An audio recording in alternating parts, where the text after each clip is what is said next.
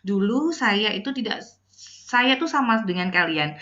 Orangnya kalau di belakang layar saja disuruh ngomong pasti lancar gitu ya. Tapi kalau begitu di depan audiens, Masya Allah, luar biasa ya. Jantung sama mulut saya kayaknya kebanteran jantung saya daripada mulut saya gitu ya. Tapi ketika kita sudah melalui itu semua gitu ya, ketika saya menjadi seorang penyiar, ketika saya jadi seorang MC, saya MC selama 16 tahun, MC Bu Wali di salah satu dinas gitu ya. Jadi waktu itu saya dulu nggak bisa nge-MC. Akhirnya saya minta tolong teman saya, ajarin Po'oh, diajak Po'oh gitu ya. Jadi selama seminggu saya di-drill sama teman saya, dan akhirnya saya mampu, akhirnya saya mencoba untuk nge-MC bukan cuma hiburan saja, tetapi masuk di MC-MC acara protokoler atau acara-acara kedinasan, dan alhamdulillah sampai saat ini ya masih dipercaya, dan sekarang udah mulai mundur sih gitu karena memang sudah mulai senang mengajar daripada tampil di depan, karena di depan umum, karena saya sudah hampir 16 tahun ya menjadi MC di salah satu dinas gitu ya. Jadi teman-teman bisa dibayangkan dulu saya itu orangnya memang ya itu bisanya kalau di belakang layar, tapi kalau begitu sudah mulai berhubungan dengan yang namanya orang banyak, astagfirullahaladzim, bener gitu kan, antara jantung dan juga suara saya lebih banter jantung saya gitu ya. Jadi alhamdulillah saya sampai saat ini dipercaya oleh beberapa instansi pemerintah maupun beberapa perbankan dan lain sebagainya untuk mengajari untuk public speaking. Aslinya saya dulu nggak berani banget gitu ya, nggak berani banget, apalagi saya ingat waktu itu pas lomba nyanyi gitu ya, harus mewakili salah satu kelas saya, tapi yang dulunya saya mencoba untuk latihan nada tinggi di kamar mandi nyampai gitu ya, ketika berhadapan di depan publik ya kan, apalagi ada yang jalan itu yang lihat ada cowok yang saya taksir. Wah, sudah. Alamat, ya kan? Alamat apa? Tidak bisa bicara, ya kan? Itu yang saya lakukan, gitu kan? Itu belum apa-apa, tapi dari situ akhirnya saya bisa belajar, gitu ya, teman-teman. Dan hari ini kita sama-sama belajar, saya pun juga belajar. Saya senang sekali bisa ketemu dengan kalian semuanya, dan ini adalah bentuk silaturahmi sehingga nanti next time kita bisa dipertemukan lagi di acara-acara yang offline yang bisa bertemu langsung. Jadi teman-teman, saya harap biar saya lebih tahu kalian gitu, lebih paham dengan satu-satu, silakan untuk dibuka videonya. Dari sini kan saya bisa melihat Mas Taufik itu kayak gimana, Mbak Maria itu gimana, ya kan? Terus ada Muhammad Arifin itu gimana. Jadi ketika saya nanti ketemu di jalan, silakan disapa saya sudah pasti tahu. Oh, Muhammad Arifin itu yang kemarin ketika saya memberikan materi di UNER, masnya ada Mas Dimas, ada Mbak Andira, dan lain sebagainya. Senang sekali, dan ini saya anggap ini adalah saudara-saudara saya yang baru, adik-adik saya yang baru. Kita sama-sama belajar, saya belajar, dan kalian juga belajar. Kiat sukses menjadi seorang pembicara yang handal. Ternyata tidak gampang. Ya, tidak gampang. Apalagi kalau kita bayangkan ketika kita berada di posisi seperti ini, apa yang harus kita lakukan? Yosefin, ketika kamu berada di sini, apa yang harus kamu lakukan? Bagaimana perasaan kamu? Ya. Deg-degan banget, Bu. Pasti deg-degan banget. Apakah seorang yang public speaking-nya yang mahir sekalipun tidak deg-degan? Semuanya pasti deg-degan. Jangan dikira cuman kalian saja. Saya juga ketika berada di depan kayak begini, pasti awalnya akan merasa deg-degan juga. Iya kan? Kayak gini. Luar biasa. Menurut kalian, mitos atau fakta bahwa kemampuan berbicara di depan umum itu muncul karena bakat? Mitos atau fakta?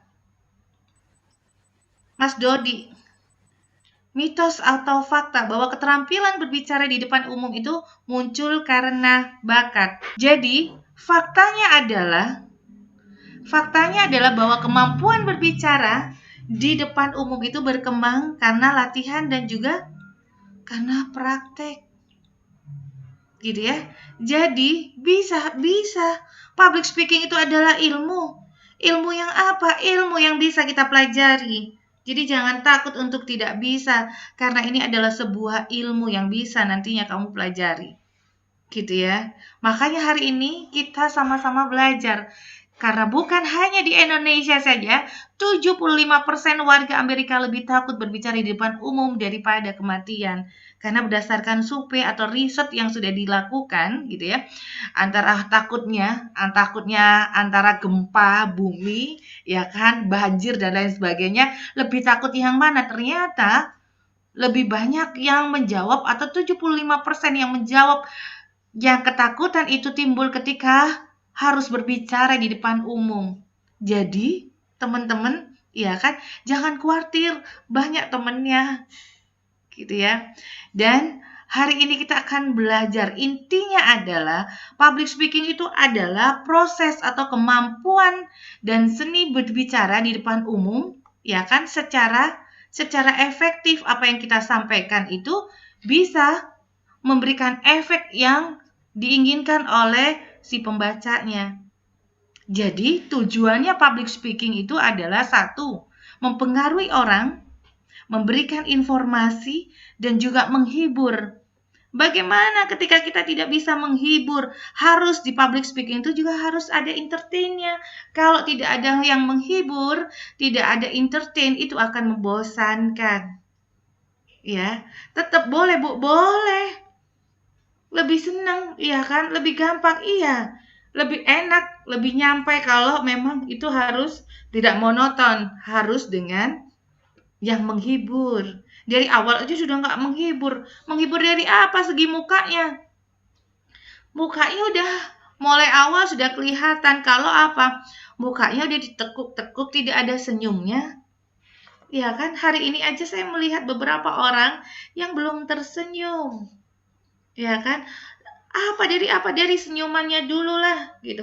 Kalau saya mengajarin di service excellence, pertama yang harus dilakukan sebagai frontliner di depan itu adalah satu, sebelum dia pelajari tentang materi-materi tentang pelayanan, yang dia harus kuasai adalah satu, senyum dulu. Minimal itulah menjadi seorang presenter, orang yang berbicara di depan umum. Pertama yang harus dilakukan adalah senyum dulu. Senyumnya apa? Kalau di standarnya service excellent atau pelayanan prima, service seorang frontliner itu harus 227. 2 cm ke kiri, 2 cm ke kanan, dan bisa bertahan selama 7 detik. Terus itu pun masih bisa kelihatan apakah itu senyum dari hati atau kan cuman senyum terpaksa. Karena terpaksa. Kok bisa sih, Bu? Bisa kelihatan? Bisa lah. Dari apa? Dari tulang pipinya yang tidak menonjol. Jadi kelihatan, iya kelihatan. Bagaimana itu senyum cuman sekedar senyuman saja, bagaimana itu senyum bisa dari hatinya. Dari awal sudah apa? Tidak menghibur, dari apa? Dari raut mukanya yang sudah mulai awal, udah kayak orang yang bingung, ya kan, dari awal sudah kelihatan kayak orang yang ingin marah-marah. Padahal kepinginnya kita dapat respon yang baik. Makanya buka itu semuanya dengan senyuman. Percayalah. Jadi ketika kita memiliki public speaking yang bagus, itu akan menjadi nilai tambah buat kita. Yang kedua, kamu akan berbeda dengan yang lain. Dan yang paling utama, dan saya yakin insya Allah jalur apapun akan lebih cepat. Mau profesi apapun, public speaking ini penting. Bukan cuma sekedar seorang presenter saja, bukan cuma sekedar seorang penyiar saja, tetapi kita semuanya harus memiliki public speaking. Kita sepakat ya untuk ini. Mahasiswa presentasi, paling presentasinya cuma itu-itu saja. Assalamualaikum warahmatullahi wabarakatuh. Perkenalkan, nama saya Mary, saya dari kelompok 1. Hari ini saya ingin mempresentasikan tentang ini. Sudah, saya yakin cuma begitu. Iya kan? Iya, tidak ada bridgingnya. Tidak ada bridgingnya langsung begitu. Ya kan? Saya yakin. Dan yang pasti, ya kan, bagaimana nanti presentasi kita untuk menjadi berbeda dengan yang lain, ya kan? Nanti kita akan belajar bersama-sama di sini. Yang pertama itu tadi saya bilang senyuman. Mulailah tiap hari untuk belajar tersenyum. Energi positif yang dikeluarkan, jangan energi negatif. Kalau sudah energinya negatif, audiens kita juga akan negatif juga. Kalau dari awal sudah senyuman yang kita berikan, saya yakin audiens kita juga akan tersenyum. Kalian kepingin kan audiens kita tersenyum? Maka senyumlah dulu sebelum melakukan presentasi. Gitu ya. Terus apa? Kok meskipun saya tersenyum ternyata masih gugup ya, Bu? Gitu ya. Gugup itu akibat rasa takut. Kalau takutnya banyak, takut salah, takut dimarahi, takut nanti ternyata blank di depan, takut nanti diketawain orang. Takut-takut itu ketika menjadi satu, itu kan menjadi rasa nervous. Jadi rasa nervous itu adalah kumpulan dari rasa takut. Harusnya gimana, Bu? Ya dibuang. Dibuang takutnya. Tapi dibuang itu jangan semuanya. Takut itu harus ada di dirimu. Cuman kadarnya yang berbeda. Kenapa harus? Karena gugup itu sangat penting. Tergantung kadarnya. Asal tidak banyak-banyak. Dengan gugup pasti kita akan melakukan latihan dan tidak overconfident. Confident bagus, tapi terlalu overconfident itu juga tidak bagus. Ya kan? Tanpa gugup orang akan cenderung ngomongnya ngelantur, tanpa gugup orang itu akan meremehkan orang lain. Halah, nanti aku presentasi di depan anak-anak yang kayak begitu kecil, gampang gitu ya. Tanpa rasa gugup, ya kan? Pasti saya yakin ketika sudah itu terjadi di diri kamu, pasti ngomongnya akan ngelantur kemana-mana, tidak fokus dengan apa yang kamu sampaikan. Dan yang kedua, meremehkan orang lain. Jadi, that's no great speaker that speak without preparation. Tidak ada pembicara sehebat apapun yang berani tampil di depan publik tanpa adanya persiapan. Jadi, terus kalau begitu apa? Kamu harus tahu tantangan apa yang nantinya ada di depanmu ketika kamu menjadi seorang presenter yang ada di depan. Seorang yang presentasi di depan itu adalah presenter di kelas. Iya kan? Presenter di kelas. Jadi apa? Dari ujung rambut sampai ujung kaki, kalian menjadi pusat perhatian. Terus bagaimana? Harus dipersiapkan mulai dari ujung kaki sampai ujung rambut sampai ujung kaki. Semuanya harus kita persiapkan. Dan harus mempersiapkan juga tantangan apa saja yang nantinya akan kita hadapi ketika kita berbicara di depan umum. Yang pertama, apa itu? Yang pertama adalah kesan pertama tidak menarik. Dari awal sudah kelihatan. Orang bilang, ya kan, tampilan itu yang utama dulu. Nggak mungkin kita ngelihat dari apa yang kita sampaikan, kita belum ngomong. Yang pertama yang dilihat apa? Dari penampilan. Kalau udah penampilan kamu, ya kan, tidak harus cantik. Tidak harus cantik, tapi menarik. Ya, ada kesan pertama iklan. Kesan pertama begitu menggoda. Selanjutnya terserah Anda. Jadi kesan yang ditimbulkan adalah yang pertama kali dia melihat. Kesan pertama yang kayak gimana? Kesan pertama begitu menarik. Selanjutnya, ya kan, orang akan memperhatikan bagaimana penyampaian. Kalau dari awal sudah tidak menarik, orang tidak akan terus. Ya kan? Tidak akan terus.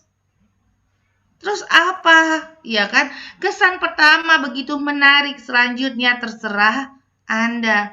Yang kedua adalah kesan pertama begitu menarik, selanjutnya terserah Anda. Yang kedua adalah kesan pertama begitu menarik, selanjutnya terserah Anda. Yang kedua adalah kesan pertama begitu menarik, selanjutnya terserah Anda. Yang kedua adalah kesan pertama begitu menarik, selanjutnya terserah Anda. Antusiasme rendah. Dari apa? Dari kelihatan ketika kita sudah membuka suatu acara. Openingnya. Assalamualaikum warahmatullahi wabarakatuh. Ngantuk semuanya. Tapi kalau kita dengan semangat antusiasme yang tinggi, orang juga akan menerimanya dengan baik juga.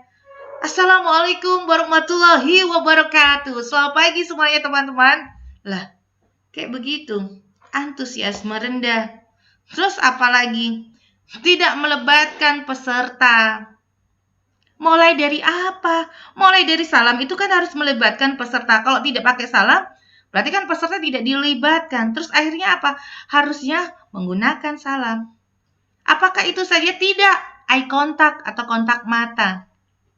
Bagaimana kita bisa berbicara dengan orang kalau etikanya berbicara harus berhadapan? Ya, etika berbicara harus berhadapan dan melihat satu sama lain. Bu, orangnya banyak. Ya harus gantian. Jangan cuma dilihat sebelah kiri saja. Depan ada orang. Sebelah kanan juga ada orang. Sapukan pandangan mulai dari kiri, tengah, ya kan, baru ke samping. Itu dilibatkan. Yang kedua apalagi? Gagap alat bantu. Kalau kita presentasi adalah menggunakan alat bantu, bukan cuma mikrofon saja. Alat bantu kita adalah apalagi? Selain mikrofon. Pointer. PowerPoint. PowerPoint itu adalah apa? Adalah poin-poinnya saja. Jangan diisi. Jangan diisi tulisan semuanya, itu akan membosankan. Jadi poinnya saja itu yang akan kamu kembangkan. Di sini saya tidak ada menulis apa-apa alat bantu, cuman gitu aja. Dan intinya adalah itu yang nantinya saya kembangkan sendiri. Ya kan? Karena ini adalah poin-poin. Kenapa harus menggunakan PowerPoint? Agar apa yang kita sampaikan tidak terulang lagi.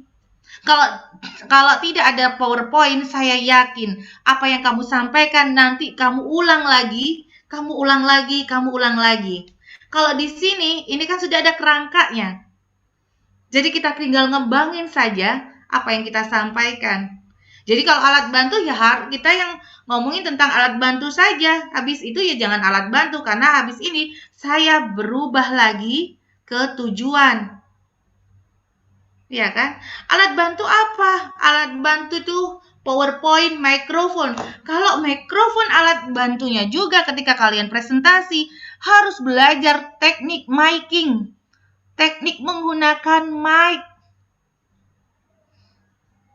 Apa bedanya? Beda. Cara pegangnya juga saya beda.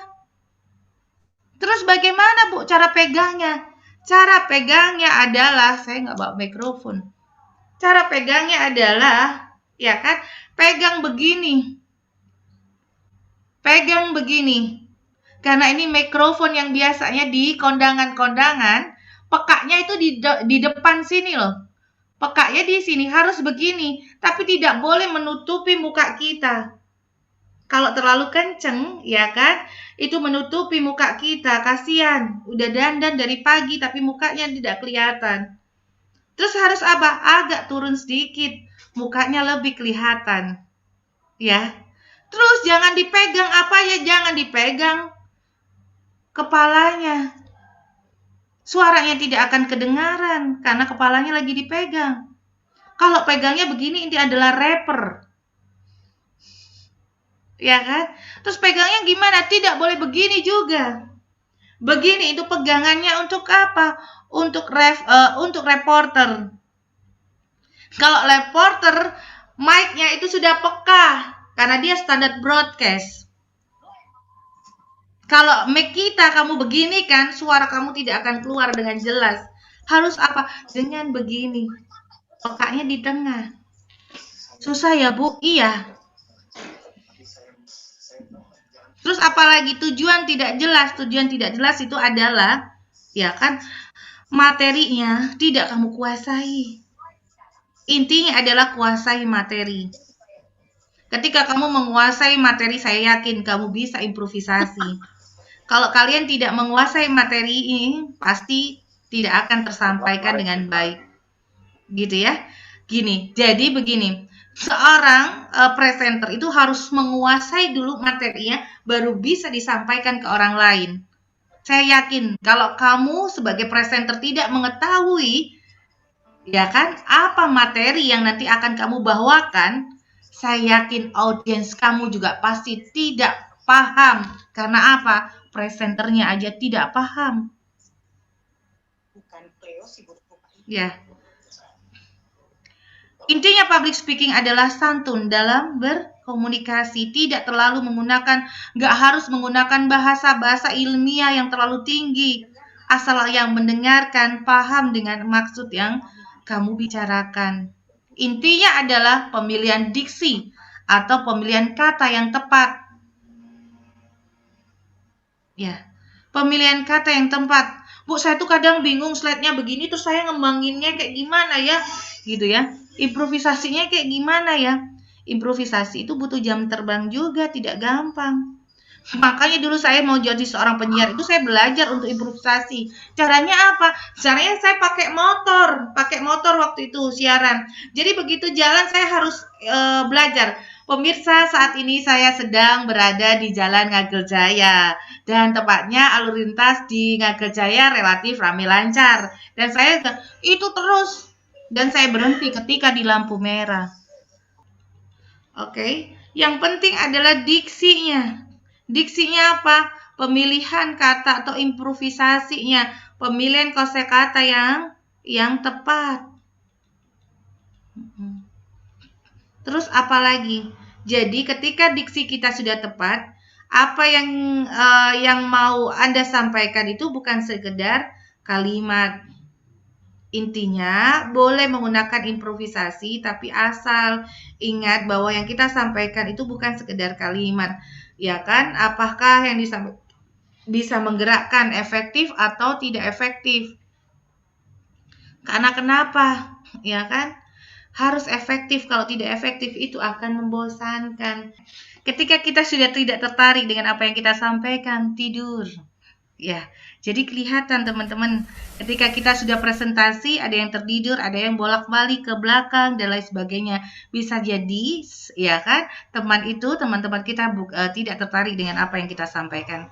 Jadi, cara kita berbicara atau berkomunikasi itu dengan orang lain akan memperlihatkan bagaimana pribadi kita yang sebenarnya. Ya kan? Jadi teman-teman juga bisa tahu, nanti saya akan kasih tahu.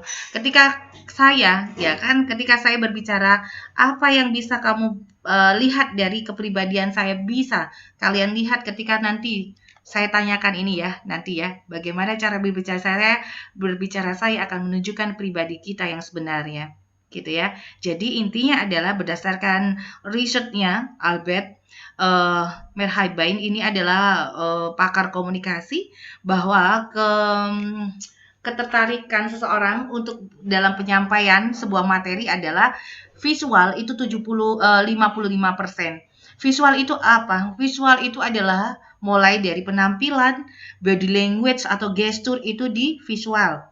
Vokal itu di 38%. Verbal, materi, ya kan?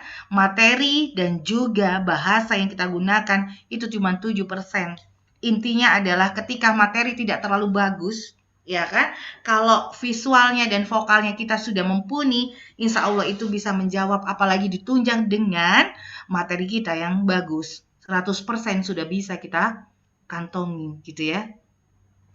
Terus apa? Vokal. Kita belajar 38% itu dari vokal. Belajarlah apa? Belajar dari teknik suara diafragma. Jadi seorang penyiar pun, kenapa seorang penyiar itu enak sekali didengar ketika dia berkomunikasi? Padahal dia itu membaca. Nantinya kalian itu kan juga membaca PowerPoint. Saya yakin kalian membaca PowerPoint yang nantinya akan kalian buat presentasi. Tapi intinya teman-teman, jangan terkesan membaca. Yang dikeluarkan adalah bahasa tutur, jangan bahasa baca. Boleh membaca, tapi yang keluar harus bahasa tutur. gitu ya. Belajar apa? Bagaimana suara diafragma? Apakah berbeda? Beda. Suara diafragma memiliki 4 kali lipat lebih kuat dibanding suara yang tidak bersumber dengan suara diafragma. Kalau suara biasa kita bisa bertahan 1 jam, kalau suara diafragma bisa bertahan 4 jam. Suara diafragma kayak gimana? Harus menggunakan mikrofon, suaranya akan berbeda. Suara saya aslinya cempreng dan tidak enak untuk didengar, tapi begitu saya mengubahnya dengan suara diafragma akan berbeda. Suara diafragma akan berbeda. Ketika saya ngomong biasa begini, suara saya begini, tapi berbeda kalau kita menggunakan suara diafragma. Suara diafragma itu minimal 6 bulan untuk belajarnya. Ya. Beda. Apalagi ketika kita menjadikan MC acara resmi. Hadirin yang kami hormati, menyanyikan lagu kebangsaan Indonesia Raya. Hadirin dimohon berdiri. Hadirin dimohon berdiri. Gak enak. Beda. Kalau menggunakan mikrofon saya masih bisa untuk menjelaskan suara diafragma. Akan berbeda? Iya, akan berbeda. Terus apalagi teknik berbicara, intonasi itu irama ketika kita berbicara. Iramanya naik turunnya itu adalah intonasi. Aksentuasi, itu penekanan kata yang dianggap penting, itu adalah aksentuasi. Kata yang dianggap penting itu diberikan penekanan, itu namanya aksentuasi. Hati-hati bahwa monotonitas itu terjadi di 7,8 detik awal. Kalau artikulasi apa? Artikulasi adalah kejelasan huruf per huruf maupun kata per kata. Itu yang harus dibelajarkan. Makanya menjadi seorang public speaking itu tidak gampang. Ya. Terus kecepatan. Bolehkah kita bicara cepat? Boleh. Asal apa? Asal artikulasinya jelas. Asal intonasinya ada. Kalau di bahasa Indonesia, rentan 120 sampai 140 kata per menit itu dikategorikan, ya kan? Dikategorikan kalau kurang dari itu lambat, kalau lebih dari itu cepat. Apakah bisa kita mengatur antara cepat dan lambat? Bisa. Kalau saya membaca berita akan normal. Pemirsa, demikian pemirsa, selamat pagi pemirsa, serangkaian informasi aktual dan menarik akan kami hadirkan di Breaking News untuk edisi hari ini. Saya Mariana Chandra, inilah Breaking News selengkapnya. Itu normal. Kalau cepat bisa, saya itu bisa karena siaran dulu saya waktu siaran radio itu juga harusnya itu cepat karena radionya anak muda. Kita bisa ngatur.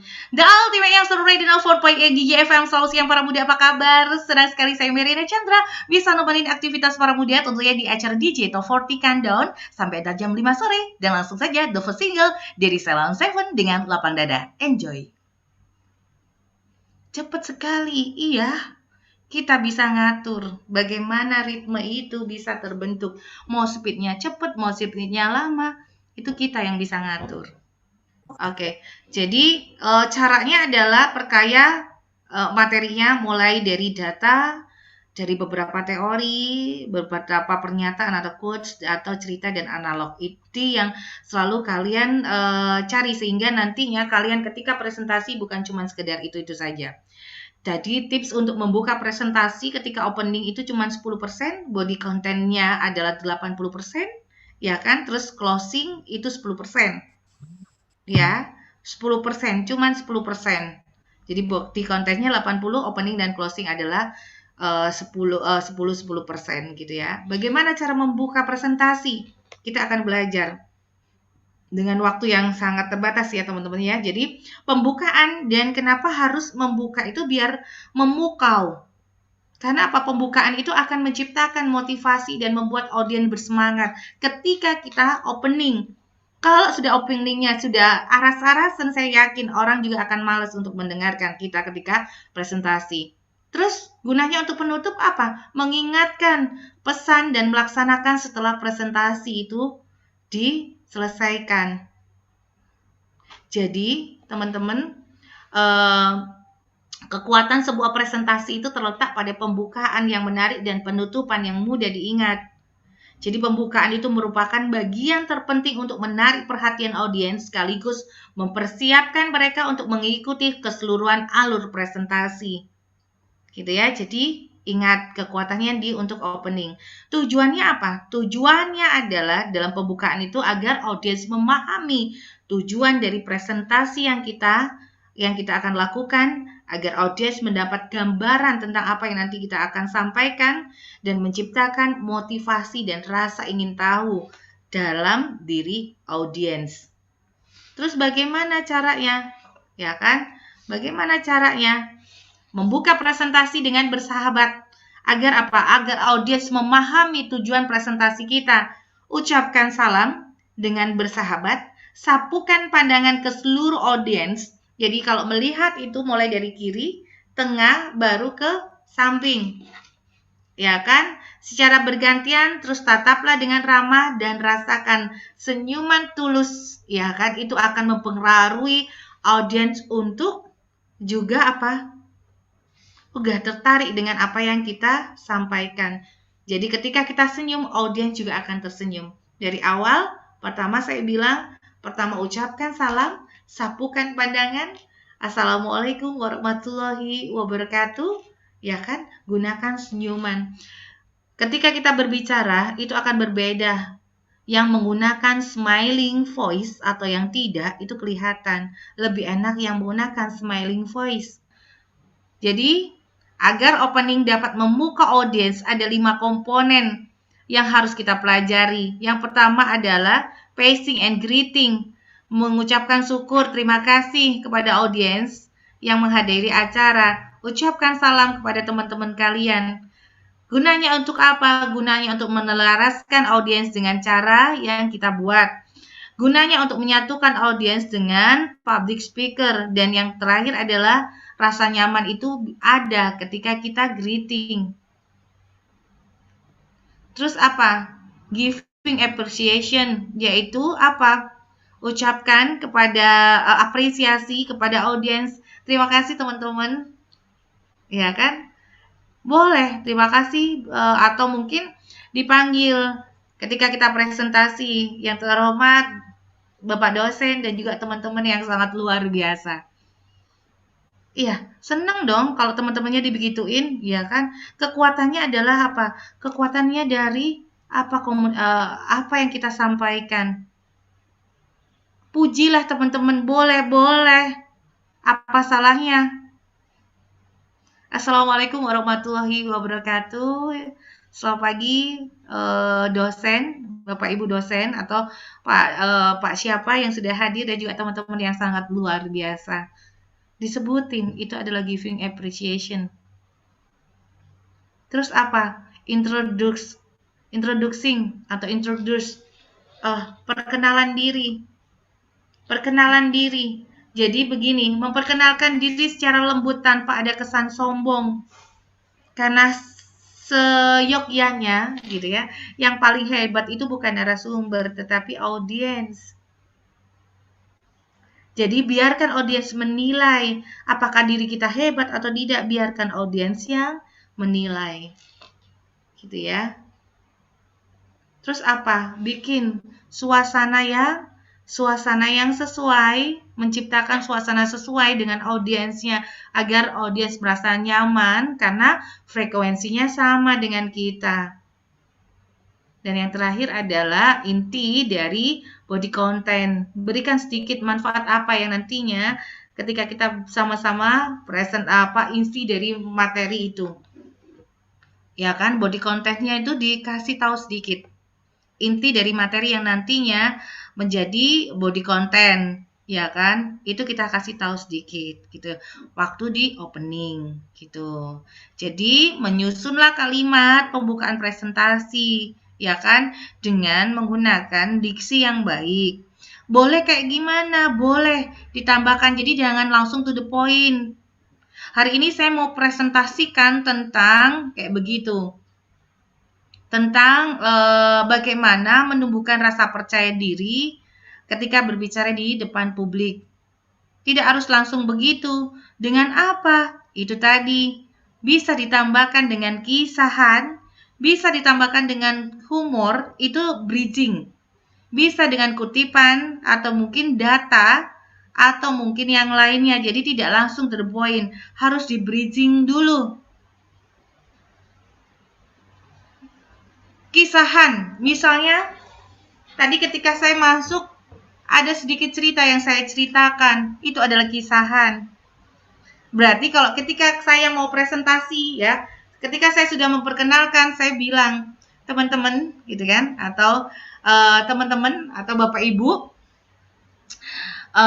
saya dulu gitu kan, pertama kali ketika saya tampil di depan publik, rasanya sangat luar biasa yang saya alami. Itu adalah cerita sebelum ya kan, sebelum kita masuk ke materi. Intinya materi adalah bagaimana menumbuhkan rasa percaya diri ketika berhadapan dengan publik. Bagaimana membukanya ketika sudah opening? Assalamualaikum warahmatullahi wabarakatuh. Selamat pagi Bapak dosen, dan selamat pagi juga buat teman-temanku yang hari ini sangat luar biasa. Perkenalkan, nama saya Mary, ya kan? Boleh saya perkenalkan, nama saya Mary, ya kan? Atau Mariana Chandra Kurniasari. Terus bilang, Bapak Ibu, pertama kali saya masih ingat, itu cerita. Pertama kali saya masih ingat bahwa ketika saya berada di salah satu panggung dan rasa waktu itu saya harus nge-MC, dan waktu itu juga timbul ya rasa takut, ya kan? Takut kenapa?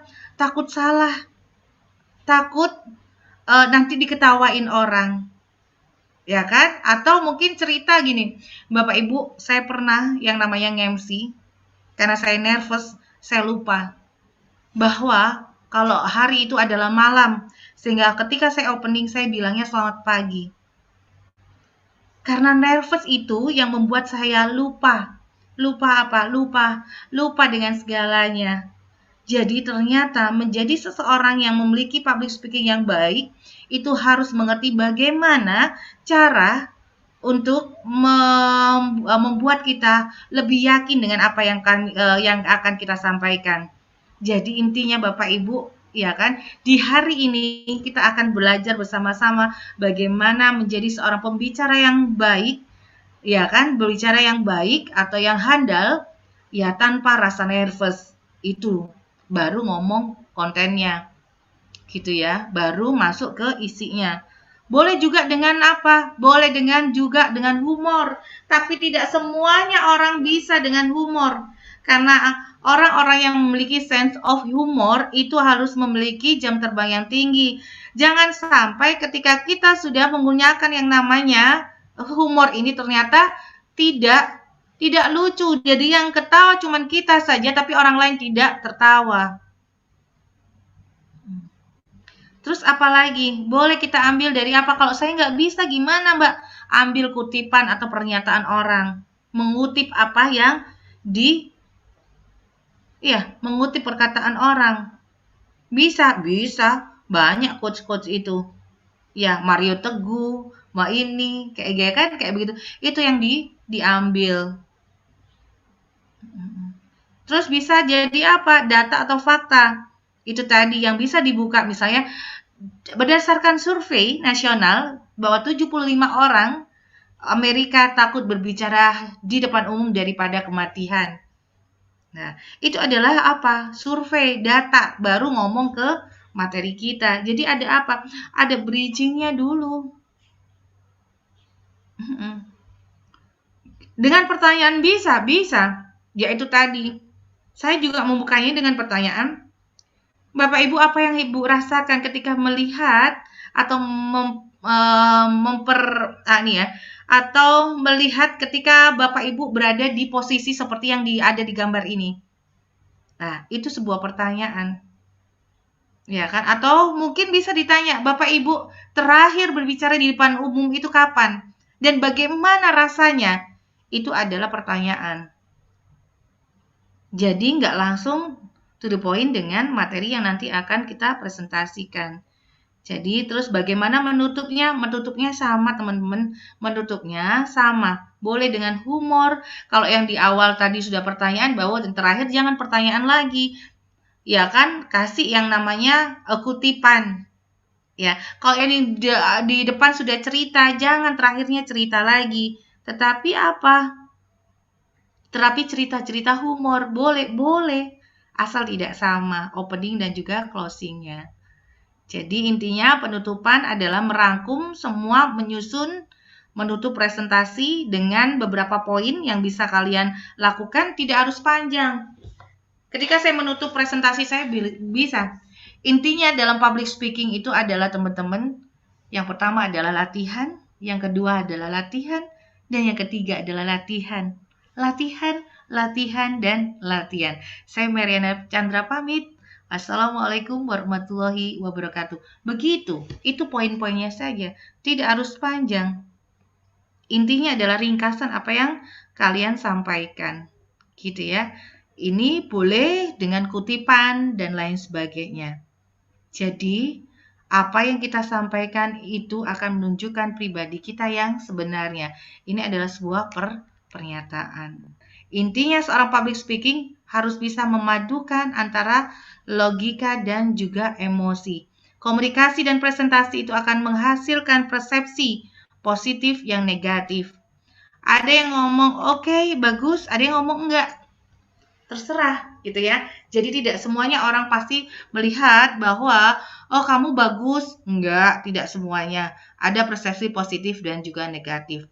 Semua orang juga begitu. Ketika saya menyampaikan public speaking di sini, intinya adalah bagaimana cara komunikasi kita adalah menunjukkan pribadi kita yang sebenarnya, gitu ya. Oke, jadi hari ini kita untuk sesi kedua ini kita akan berbicara tentang bagaimana sih menjadi seorang be good seorang presenter yang baik, karena Mbak Nita ini salah satunya nanti akan bercerita juga tentang studi experience-nya Mbak Nita. Assalamualaikum warahmatullahi wabarakatuh. Selamat sore teman-teman. Saya senang sekali sore hari ini saya bisa berbagi pengalaman dengan rekan-rekan semuanya, karena saya yakin rekan-rekan juga akan menjadi penerus sebagai jurnalis ya. Ini pengalaman kerja saya pernah menjadi penyiar radio di Merdeka FM, kemudian saya juga pernah jadi presenter di SBO TV, dan salah satu TV nasional yaitu Net TV, selama kurang lebih 3,5 tahun di sana. Kemudian saya juga pernah menjadi instruktur di Probe School. Saat ini masih, namun tidak begitu aktif seperti dahulu. Saat ini saya sedang disibukkan dengan sebagai corporate communication di salah satu BUMN company, dan juga masih pegang salah satu program news di televisi lokal. Artinya di dunia broadcasting saya masih sangat aktif sekali. Terus kalau tadi Bu Ratna, saya senang sekali ditanya perjalanannya bagaimana kok bisa sampai akhirnya lulusan sastra Inggris bisa ke area ini gitu ya. Sekedar informasi bahwa saya itu tidak pernah punya impian sekalipun menjadi seorang jurnalis atau hubungannya dengan media. Sastra Inggris adalah impian saya, namun pada saat itu impian saya adalah berbagai usaha saya lakukan untuk menjadi seorang duta besar gitu ya, duta besar entah itu di bagian mana aja gitu. Namanya juga sastra Inggris. Jadi 11-12 salah sama hubungan internasional. Namun pada saat itu saya sadar bahwa saya ada link. Sudah tahu bahwa di dunia pekerjaan tidak hanya cukup dengan rajin, tidak cukup dengan cerdas saja, tidak cukup dengan komunikasi bagus saja, tapi di dunia kerja itu ada juga faktor namanya 2 faktor, yaitu faktor link, faktor hubungan, faktor kenalan, itu penting, dan yang poin berikutnya adalah faktor luck atau keberuntungan. Nah, bagi saya masuk ke dunia broadcasting itu ada faktor kelima itu, yaitu faktor luck. Ada faktor keberuntungan. Karena menurut saya ketika saya gagal di satu pintu, ternyata saya dibukakan pintu yang lain. Nah, terus di sini saya mau berbagi tips aja ke teman-teman bahwa tidak ada masalah apabila kalian nanti mendapatkan sebuah pekerjaan yang itu jauh berbeda dengan jurusan yang kalian pilih atau kalian tekuni saat ini. Karena menurut saya justru itu adalah tantangan yang baru. Buktinya saya lulusan sastra Inggris, tidak menjadi seorang duta besar, tapi saya tetap bisa ke luar negeri dengan gratis karena saya menjadi seorang broadcaster. Kemudian saya juga tetap bisa berkenalan dengan orang banyak, saya juga bisa masuk TV, saya juga tetap bisa menambah kolega saya di mana-mana. Dan itu tadi ya, yang paling penting, yang paling saya bahagia adalah saya mendapatkan ilmu dari berbagai bidang. Karena dengan menjadi seorang presenter, saya harus belajar ilmu hukum, saya belajar politik, saya belajar semua bidang termasuk kedokteran juga. Kenapa? Karena saya mengikuti background dari narasumber yang saya akan ajak diskusi. Nah, itu tantangan yang menurut saya menyenangkan. Hal menyenangkan lain menjadi seorang broadcaster adalah traveling gratis tentunya. Siapa yang nggak seneng ya bisa tahu dunia tapi nggak pakai bayar, malah dibayar sama kantor ya. Itu tugasnya seorang broadcaster. Kita traveling, itu adalah bagian dari pekerjaan kita. Nah, saya harap teman-teman di sini tidak putus asa apabila nanti lulus, tidak diterima di kantor atau di perusahaan yang diinginkan. Karena bisa jadi Tuhan malah akan memberikan jalan yang jauh lebih baik yang tidak pernah Anda duga, teman-teman. Mohon maaf, ini adalah pengalaman saya ketika saya belum berhijab ya. Ini adalah pada saat saya di Net TV. Tugas saya sebetulnya kalau dilihat dari kasat mata, itu adalah memang membawakan acara. Itu presenter. Tapi saya tidak hanya seorang presenter, saya juga seorang news anchor, dan saya juga seorang reporter. Reporter ya, reporter. Jadi we deliver something, we report something. Ada perbedaan beberapa istilah. Mungkin kalau rekan-rekan pada tahu, ada istilahnya tuh news reader, newscaster, news anchor, news presenter. Banyak sekali ya istilah-istilah ini ya. Kayaknya depannya sama-sama newsnya, tapi maknanya berbeda, teman. Kalau news reader, seperti yang bisa Anda lihat, di presentasi adalah orang yang berprofesi sebagai pembaca berita, tapi di sini memang dia betul-betul membacakan lead berita yang sudah disusun. Jadi memang betul seorang news reader itu ada skrip yang sudah ditampilkan atau sudah ditunjukkan, disusun sebelumnya, sehingga Anda sebagai pembaca berita tinggal membaca dengan intonasi public speaking yang baik, aksentuasi yang baik, gitu ya, tinggal menyesuaikan. Istilah selanjutnya adalah newscaster. Pak, itu orang aku yang belum berprofesi nulis sih sebagai kalau adanya belum pembaca cerita juga, Itu kalau misalnya itu kata Papa ada tapi yang juga ikut aktif dalam pencarian berita ya. Jadi dia mencari berita sendiri, disusun sendiri, diedit sendiri, terus dipresentasikan sendiri gitu ya. Termasuk terkait informasi cuaca. Ini juga masuk dalam newscaster. Ada lagi satu lagi yaitu news anchor. Ini yang paling saya suka, menjadi news anchor. Jadi kita tidak hanya sekedar membaca, teman-teman. Kalau teman-teman mungkin berpikir, enak tuh udah ada tulisannya di depan, tinggal baca aja. Oh tidak ya, kita melakukan improvisasi atau komentar pada berita yang dibacakan. Bagaimana kita bisa melakukan improvisasi atau komentar? Yaitu karena kita sudah mempelajari berita tersebut. Jadi kita memang sudah memahami berita apa sih yang kita sudah akan sampaikan gitu, sehingga pada saat kita melakukan komentar nggak konyol komentarnya ya, komentarnya itu masuk akal, logika, bahkan kritik membangun misalnya. Nah itu salah satu improvisasi yang menjadi ciri khas dari seorang news anchor. Mungkin kalau teman-teman bisa lihat berita di CNN di pagi hari, ada pembawa beritanya yang selalu melakukan improvisasi, berkomentar, mengomentari berita. Nah, itu dia masuk kategori news anchor. Takut salah, baik. Itu adalah hal yang baik. Kenapa kok takut salah itu hal yang baik?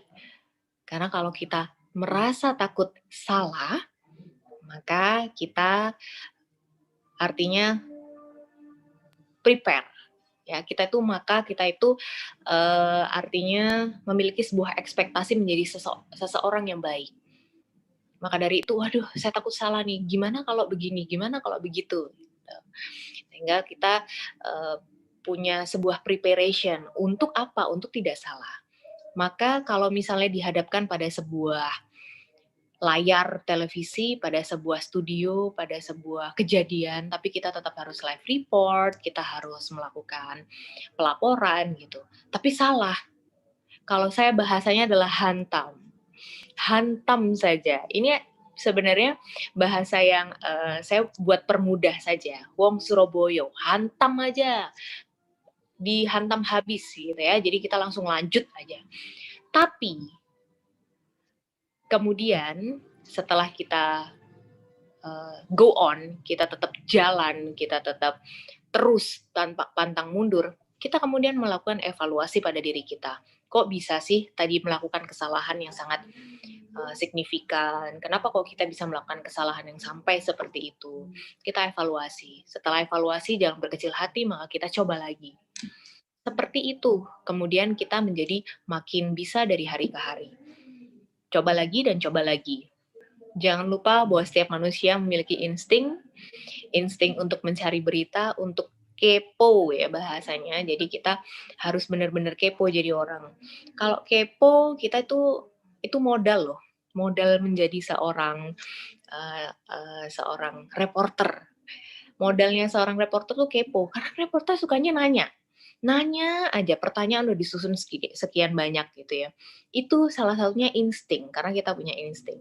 Kemudian jangan lupa untuk tetap menjaga ekspresi rekan-rekan ketika bertemu dengan siapapun di luar sana. Apabila hati kita sedang buruk, apabila hati kita sedang tidak baik di hari tersebut, ingat bahwa orang lain tidak mau tahu bagaimana situasi hati Anda pada saat itu.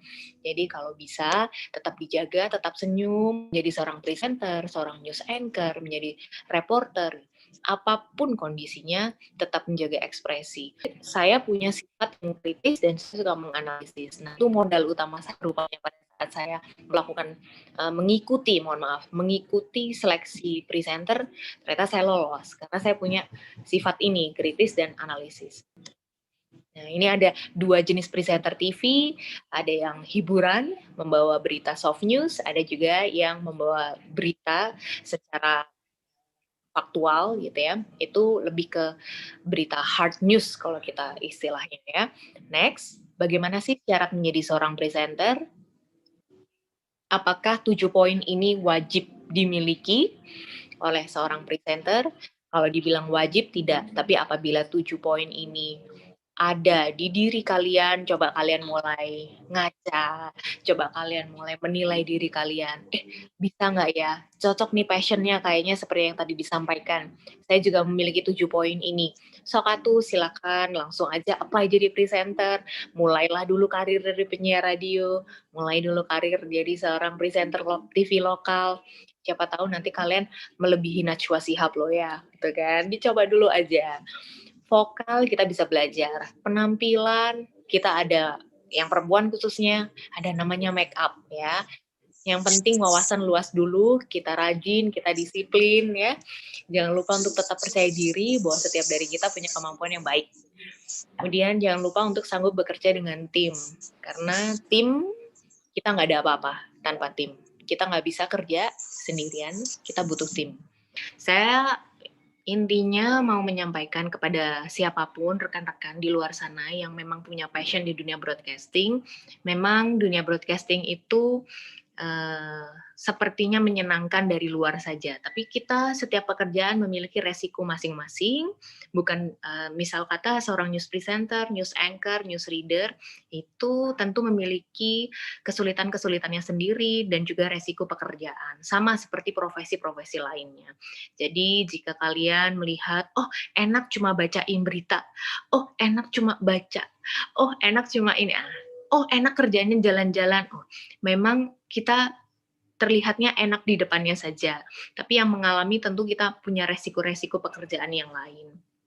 Namun apapun itu, saya harap dengan saya berbagi di sore hari ini, saya bisa sedikit memberikan gambaran pertama, bahwa walau kata kita kuliah jurusan apapun, pekerjaan kita memang belum tentu sesuai dengan jurusan, dan it's not a problem, it's not a big deal. Itu bukan masalah. Kita bisa mendapatkan rezeki dari pintu manapun dan itu tidak masalah. Sekali lagi, secara yang tadi saya berbagi pengalaman, mohon maaf, saya nggak ada masalah, saya jurusan apa, kemudian menjadi apa. Justru dengan saya lulusan sastra Inggris ketika saya terjun ke dunia broadcasting, ilmu sastra Inggris saya sedikit banyak terpakai dan sangat bermanfaat, gitu ya. Dan kemudian saya gunakan bahasa Inggris saya itu hingga saat ini, begitu. Kemudian pesan saya berikutnya adalah jika memang punya passion di bidang apa, silakan dikejar. Sekarang eranya mudah sekali, ada sosial media, ada keterbukaan teknologi. Kita satu sama lain bisa dengan mudah membangun link, membangun kenalan satu sama lain. Kalau nggak kenal, yuk kita ada sosial media, ayo kita berkenalan gitu. Dengan banyaknya kenalan, kita sama-sama bisa berbagi ilmu, kita bisa sharing knowledge ya, kita bisa sharing experiences. Kita benar-benar thanks to platform-platform di luar sana yang membantu kita untuk menambah link kita. Dari tambahan link tersebut, kita bisa menjadi mudah terbuka lapangan pekerjaannya. Itu aja tips yang bisa saya kasih, teman-teman.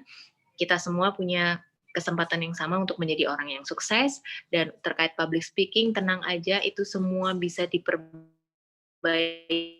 bisa jadi kita juga membuka diri untuk belajar. Jadi tetap percaya diri dan kita harus mau berkenalan sama orang baru, kita harus mau berkomunikasi dengan orang baru. Itu aja, Bu.